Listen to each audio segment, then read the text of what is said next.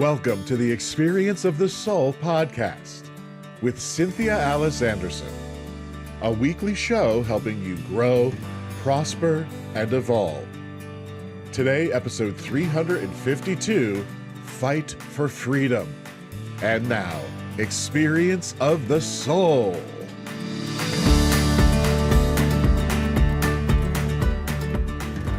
Hello, my friends, and welcome to the Experience of the Soul podcast. My name is Cynthia Alice Anderson. I'm also lovingly known as RCA.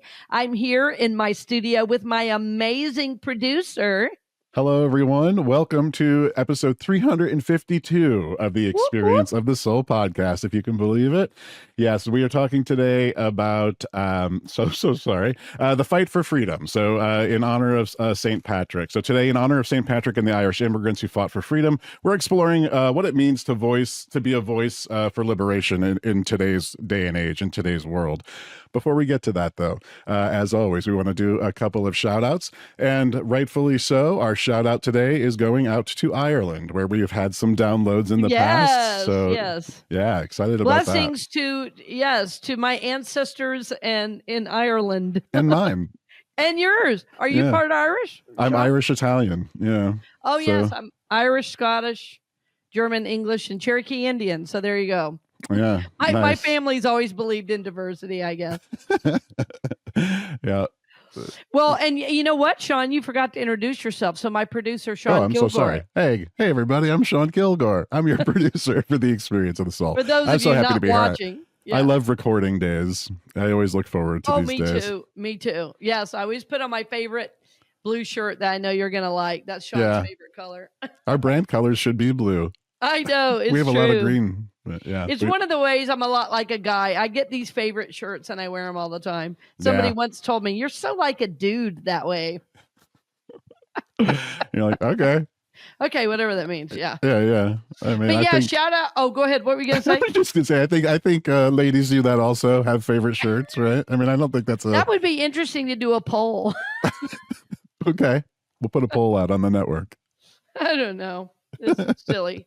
I love it. And we're also going to do a Soulworks shout out. So we're shouting out 2 members of our Soulworks community. If you'd like to join us in the Soulworks community, just visit my.soulworkscommunity.com. It's a great, welcoming, and supportive spiritual community where we are offering all kinds of support for your spiritual journey. Yeah. And today we are shouting out to our soul worker, Donna Bazella.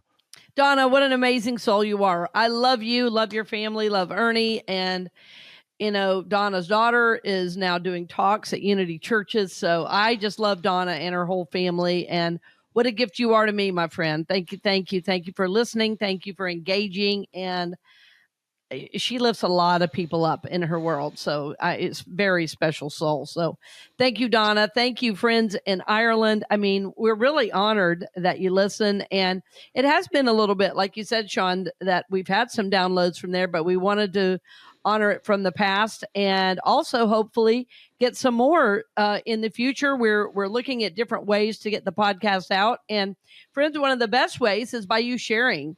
And same with the network, we're doing less and less on the kind of regular social media like Facebook and Instagram, and really focusing our attention on YouTube and the network because it's more in alignment with our beliefs and how we like to operate. And the truth is, the best people that come to the channel, the best people that are on the network are people that are friends of friends that are really serious on their spiritual journey, or those that come to us from a deep spiritual journey. But most people on social media are really not about a deep spiritual journey, is what I find. So anyway, thank you all for listening, and thank you for sharing and your support and telling a friend, because that's how we reach more lives. And that's what we're here to do. Absolutely. And with that, friends, very excited and looking forward to getting into today's talk. Once again, this is episode 352 of the Experience of the Soul podcast. This is Fight for Freedom. Well, there's a host of things, friends, that's on my mind today, as always. But I felt like because this show landed on St. Patty's Day and St. Patrick's Day, we know in the States is filled with so much partying and drinking that I wanted to shed a spiritual light on it because, of course, spiritually, or rather, the idea of St. Patrick's Day is a spiritual idea. And I wanted to, use this topic as a jumping off point as well for talking about freedom in general. I called it Fight for Freedom because that is the kind of way we tend to think about it. And what's so interesting is that freedom is really gained not by fighting outwardly, but by inwardly first realizing the power you have and that no one outside of you can make you free. That first you have to be free inside. And this for some is a radical idea, but I've seen it proven over and over and over. I would look to the civil rights in our own, in my own country, in the United States. I would also look to a dear friend who was a minister in Cuba under Fidel Castro, who was jailed, and his experience. I'll tell you a little bit about that today. And then looking way back to how St. Patrick became St. Patrick. In other words, how he became a saint. And you will see that the idea of freedom first starts from within. So I can only be free when I see myself as free. I can only be free when I see myself as free. But to honor St. Patrick, I want to start with the very interesting fact, and that is St. Patrick is not from Ireland, even though he is considered the patron saint of Ireland. Interestingly enough, he's also the patron saint of Nigeria, which took some research on my part to figure out why. But basically, Patrick's beginnings were quite rough because he was from Britain, but he was sold into slavery, and believe it or not, in Ireland was a slave. And one night and by the way, as a slave, he was, working with like herding sheep and feeding the pigs and stuff like that. Just basic kind of slave labor. And he had a dream one night. He was, fairly young. He had a dream one night, and an angel came to him in this dream and told him he would be freed.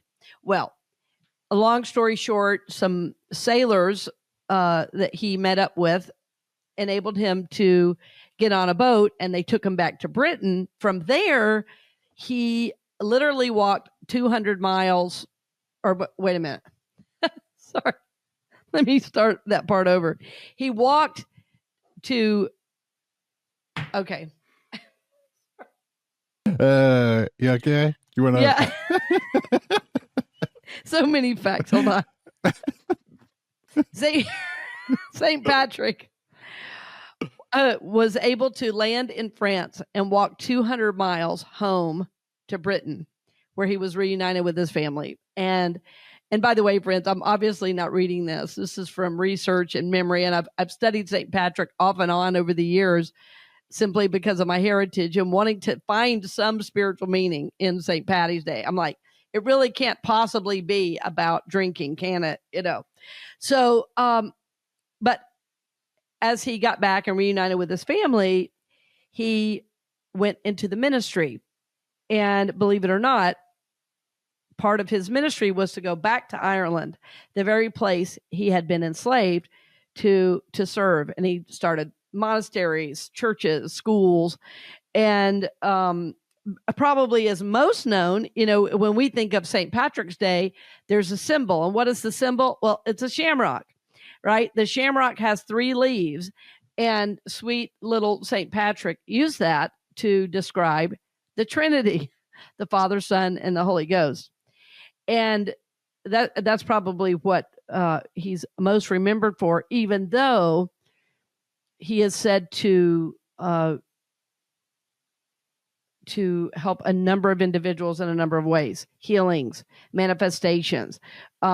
So when I thought, if I wanted to really honor St. Patrick this year in a different way, because as you age, friends, many of you know, if you're over the age of, I don't know, let's say 50, that you really want your life to have meaning. And I've talked to several friends who, have not necessarily, and some family members, by the way, who have not necessarily been deeply spiritual, but as they age, they start to do a kind of life review and they say, I really want my life to be meaningful.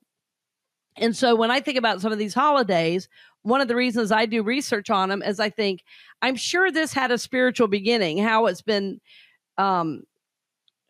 changed and almost twisted into let's get drunk on March 17th every year in honor of St. Patrick is a little strange because he's really credited with bringing Christianity to Ireland.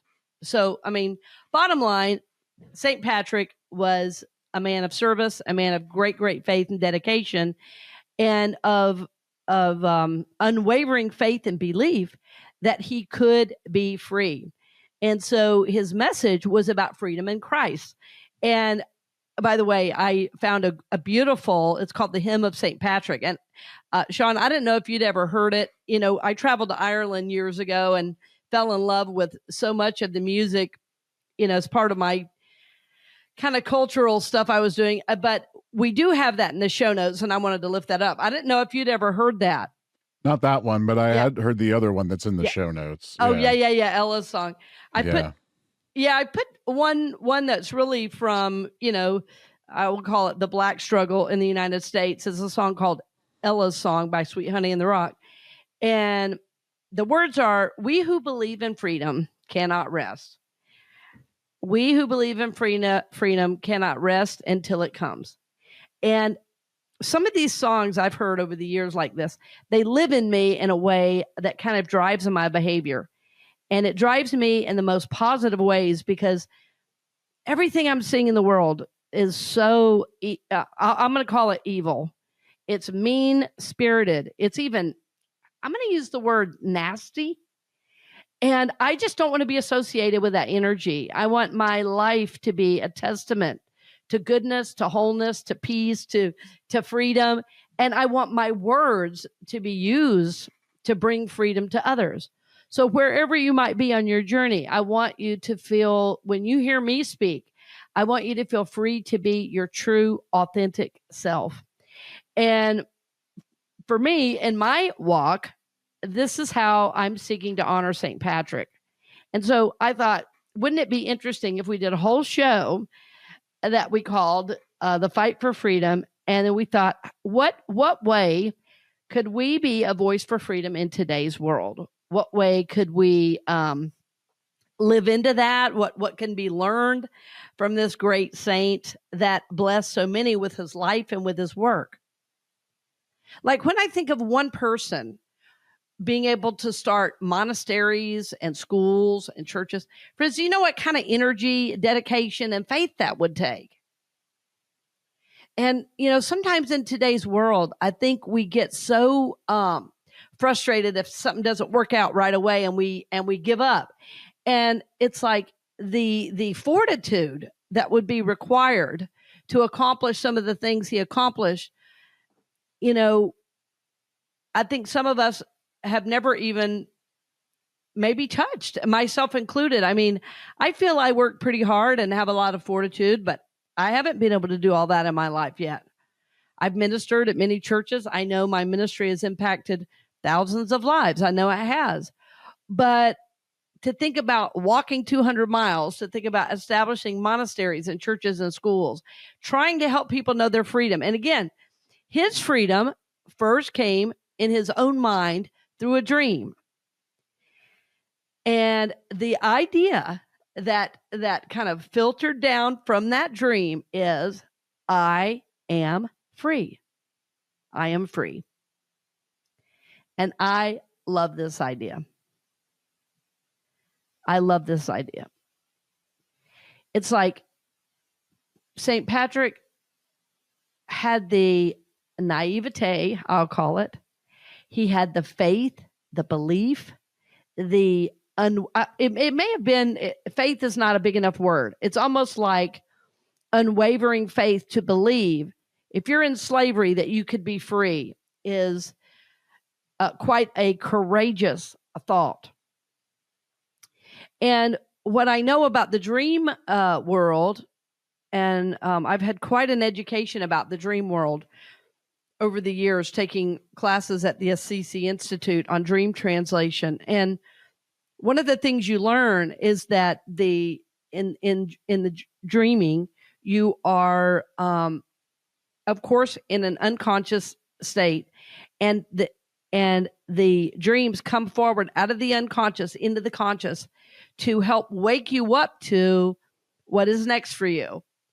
So dreams can be quite prophetic. Dreams can be very helpful in your next steps and journey. We see it in the Bible with Joseph and his dreams in the Hebrew Bible. So I think it's so interesting that this new idea came through such a sacred way during the sleep in the dream time, where St. Patrick could get this thought, work with this thought, believe this thought, and then act on that thought. And I think this is what is being asked of all of us right now.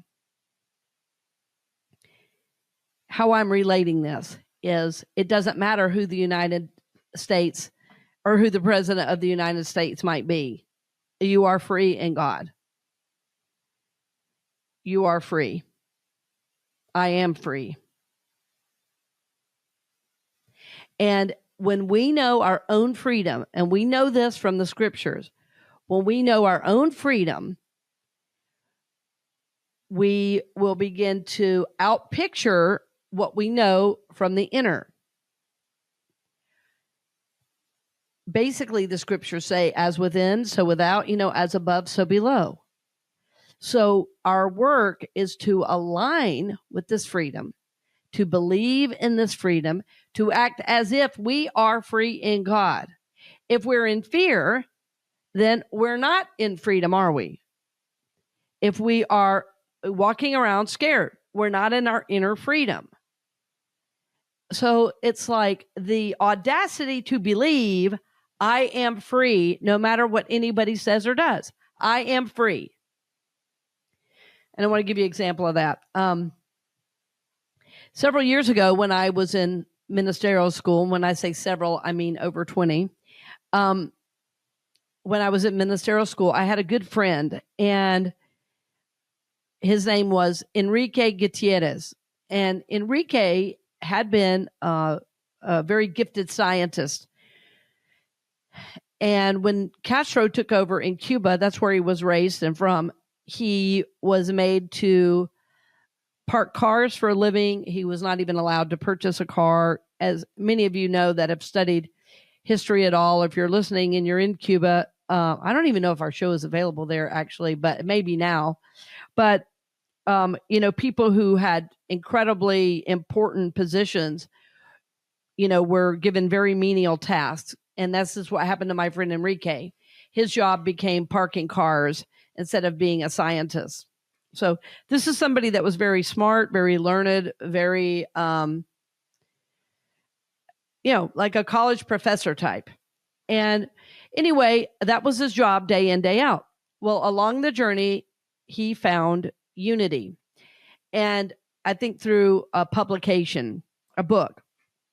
And part of the rules in Cuba under Castro is no new religion could be started in that regime. So in other words, if it hadn't been an established religion like Catholicism or Episcopalian, or the Episcopal Church rather, if it had not already been an established church, it could not start under Castro, because Castro was so scared of the what might happen if people started maturing, having this new spiritual power, which is interesting, isn't it? So all that was shut down. Well, as Enrique learned more about unity and began reading unity, he felt this was the key to not only his personal freedom, but to the freedom of the people around him, his friends, his family, his coworkers. And so Enrique, being the very smart and learned man he was, he began to meet with people, a very small group, so not to draw attention. And then the Episcopal priest that was local helped him a little bit then he got in trouble for it. So Enrique was forced to take his groups like out into the woods to worship and to study unity. And he was put in jail 2 different times. And the last time he was put in jail, he had a miraculous awakening. And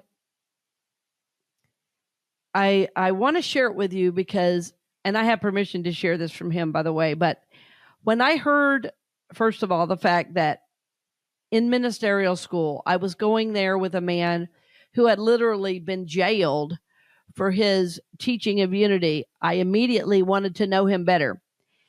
And so we began studying the Bible together, and he taught me things about the Bible I'd never heard before because he had studied the deep mystery schools, and I taught him a lot as well and about American culture.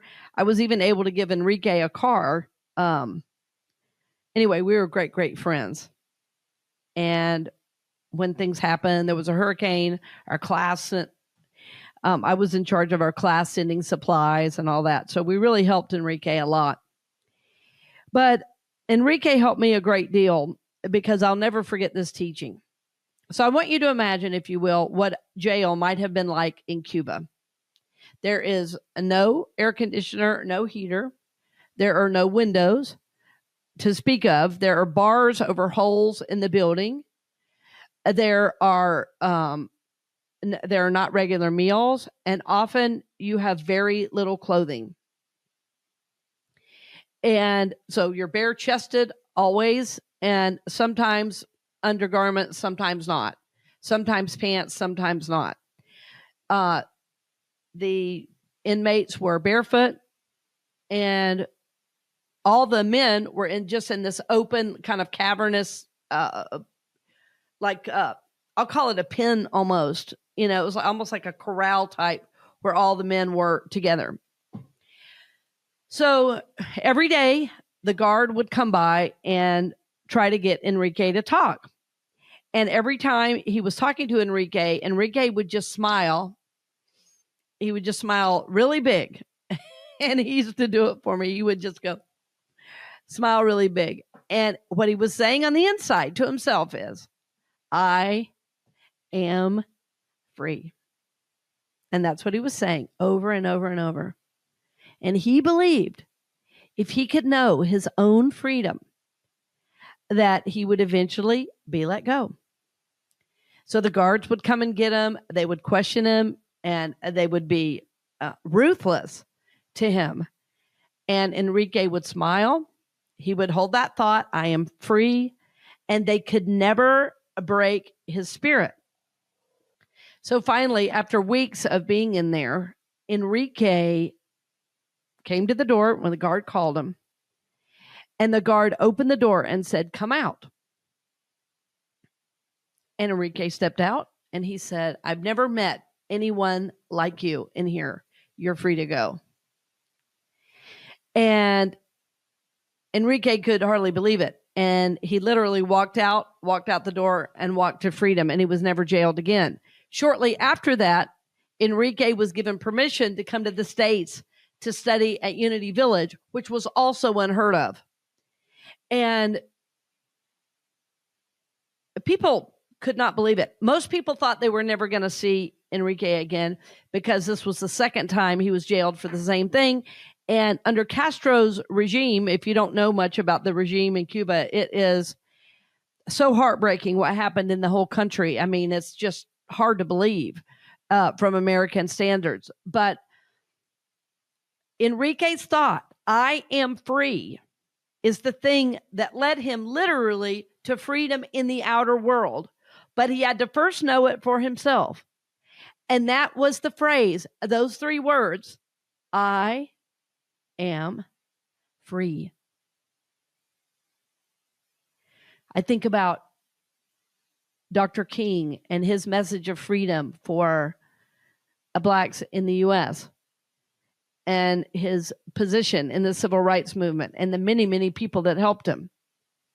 They knew their own freedom before laws were passed that reflected that inner knowing. And so in a world that is so noisy and trying to beat us over the head with the next thing we're supposed to do or the next thing we're supposed to protest, what if the fight for freedom is all within us, and that we're being asked to know this freedom within our very own lives and within our very own souls? So in all these examples, from St. Patrick, from my friend, Reverend Enrique, to Reverend Dr. Martin Luther King Jr., in every case, we could also include Mahatma Gandhi in that. In every case, the freedom was known within before it was known in the outer. And so it is thought, it is feeling, it is belief, and it is adhering to those thoughts, feelings, and beliefs of our innate goodness, our innate wholeness, our innate value of who we are to God and who we can be in the world, that in God we are free. And when we know in God we are free, the world must change. And so, when I look out on our world, I see that we are in a spiritual crisis. We're in a spiritual crisis because we're still trying to figure out how to beat the other side into submission. And the only way forward is through the love and freedom we know in God. And in truth, every major world religion that I know of at its center is exactly the same. It's about loving yourself. It's about loving God, loving yourself, loving your neighbor. As our Bible says, you must love God with all your heart, mind, soul, and strength, and your neighbor as yourself. In every world religion, that's basically what it is, because without that, the society does not survive. And so each week, I talk about so many of these things with, and I'm really grateful for a guest we're going to have on too in April, where we're talking about her song, Standing as One. It's all about, friends, us knowing our innate goodness, our innate wholeness, and believing in that truth. And the more we believe it, the more we embody it, the world has to reflect that back to us. It's simply how consciousness works. Over the last several weeks, we've talked about several different things. We've talked about consciousness, the consciousness creation, what's in your consciousness cleanser, how to move in and through. We're talking about karma, all sorts of things. And the bottom line is, it all comes down to my truth, my freedom is from God. As I know this freedom and I live this freedom as I believe this freedom, as I hold on to this idea with steadfast faith and belief, that my world begins to manifest the thoughts, the feelings, the beliefs, and ideas that I hold, and so does my own personal life. So as we're in this day of St. Patrick, this celebration, I guess today for many of us, of St. Patrick's Day, the question becomes, well, is there anything I can learn from St. Patrick? Is there any way I can spread some good news? Is there any way I can bring freedom or bring goodness into the community through my life's walk? Can I be a gift to the community in which I live and serve? Can I be a blessing to my family and those I love? Can I be the face and voice of peace? Can I believe? Can I have the childlike naivete, this faith and belief that in God I am free? Knowing as I do that, knowing as I live that in the world, that I am certainly going to make the world a better place than I found it. So friends, that's our question this week to work with. How can I have my life, my voice, be a voice of freedom, of goodness, of wholeness, of peace in our world today? I know that you can see that the world needs your light and your love. And rather than thinking someone else will do it, I'm here to tell you, friends, it is up to us. It is up to us to begin to believe, to begin to act as if God loves us act as if we are free. And knowing as we do that, the world will begin to reflect that back to us. I can only be free when I see myself as free. So I see you as free, my friend. I see you as good. I see you as holy. I see you as sacred. I see you as a God's beloved child. And I know that you are here to be a blessing and to be blessed. My hope for you on your journey is that you will continue to do this soul work, this work in consciousness, to know your soul's freedom so that you can receive all the good that God has for you and be a blessing to the world. I thank you for joining me today, my dear friends, and blessings on the journey.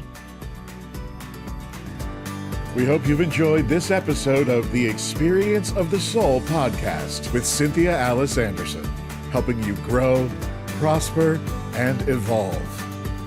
This podcast is made possible because of listeners and viewers just like you. If you would like to support the podcast with your tax-deductible contribution on an ongoing basis or through a one-time gift, head on over to experienceofthesoul.com/support. The Experience of the Soul podcast is copyright 2025 Cynthia Alice Anderson, all rights reserved, and is produced by Sean Kilgore.